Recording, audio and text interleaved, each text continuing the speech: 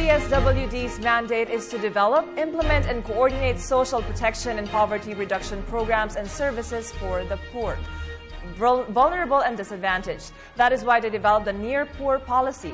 And to tell us more about the program, we have with us here on NewsLife Dr. Vincent Paqueo, an ADB consultant. Good evening, sir, and welcome to NewsLife. Thank you. Good evening. Sir, what is the Near Poor policy and who are considered the Near Poor? The Near Poor policy that is being developed by DSWD essentially deals with the issue of households that are poor now but are highly vulnerable to becoming poor later on. In other words, the government has this official poverty line. And when you measure it at a point in time, it is the non-poor are those that are above the poverty line, meaning whose income is above the poverty line. But because the official poverty line, as Mahar Mangahas would call it, is stingy, and also because there are shocks that are often encountered by households like Yolanda, like earthquakes, like economic crisis, and so on. They are very vulnerable to these shocks, and they often fall back into poverty. So, metaphorically, these are households that are called in English households that are at the knife edge, meaning you imagine a knife. They are very they can fall one way or another, and this WD is very concerned about making sure that our targeting system, our social assistance programs are inclusive. Okay, sir. So what are we going to do with the information that we get from this Near Poor policy programs, and how are we going to use them?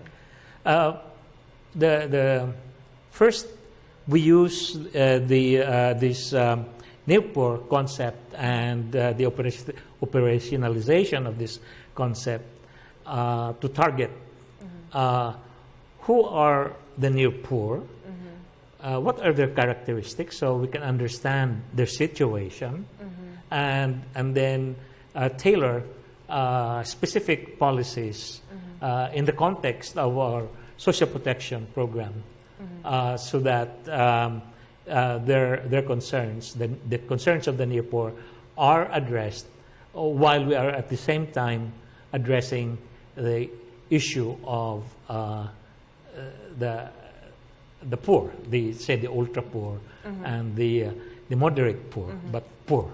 So, sir, have we started this program, and what has been the areas that have already been examined? Well, they are just starting, actually. They haven't really started yet. But the first thing that needs to be done is to make sure that various agencies like the PhilHealth, the programs like Pantawid, etc., have a common understanding of what the near poor households are about. So that means being able to profile them, being able to develop a system for identifying and targeting them. And most of all, to start thinking about how we organize our strategy so that it is convergent with the other programs of the government, such as the Pantawid and other social protection programs. Okay. Sir, speaking of Pantawid Pamilyang Pilipino program, does this mean that this new program of the DSWD will be, when it's implemented, it can at the same time lower the margin of error in identifying who the near poor or the poor are? Yes, you can say that. Another way of looking at it is that because the official poverty line that is used by this WD actually is very, shall we say, matipid, no? Okay. To use another English word, stingy. Okay. No? The probability is very high that actually you have households that may appear to be non-poor, but actually are so close to the poverty line that the probability that they're going to become poor are very high. In other words, these are the vulnerable people that could become poor in spite of the fact that currently they might be, their income may be above the poverty line. And sir, this will cover the whole Philippines. All the whole populace of the Philippines will be part of the program. Yes. For example, I think that when you look at the PhilHealth program, I think they have already, they're planning. In fact, they may have already applied the so-called, they don't call it near poor, but those are people that they consider part of the PhilHealth coverage, but they are non-poor, but they are very close to the poverty line and that they want to help. So one usefulness of this near poor policy is to have some common poverty line so that things could be better coordinated instead of different agencies using different terminologies and different near poor poverty lines to provide social assistance and social protection. How will the DSWD go about this program? Okay, I just remembered, I have to say that I'm not staff of DSWD. I'm just consulting with them. I am actually a visiting fellow of the Philippine Institute for Development Studies. Okay. Now, I think that one of the things that needs to be organized, at least conceptually, so that DSWD would have a systematic way of thinking about strategies and policies, is to think about various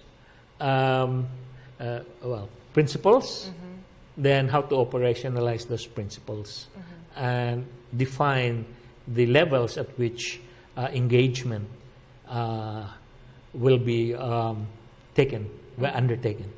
So, in terms of principles, I think the first principle is to find solutions to the problem of low-income households, whether poor or near poor, to find win-win solutions. Because while you are addressing the problems of the near poor, you don't want a situation in which you neglect or you reallocate resources inadvertently away from the extreme poor that extremely needs assistance. So there are ways by which both segments of the low-income groups can be helped that would help both at the same time. Okay. And sir, we look forward to seeing the results of this program and how it will benefit our people. Thank you. That is Dr. Vincent Paqueo, an ADB consultant on the near poor policy of DSWD.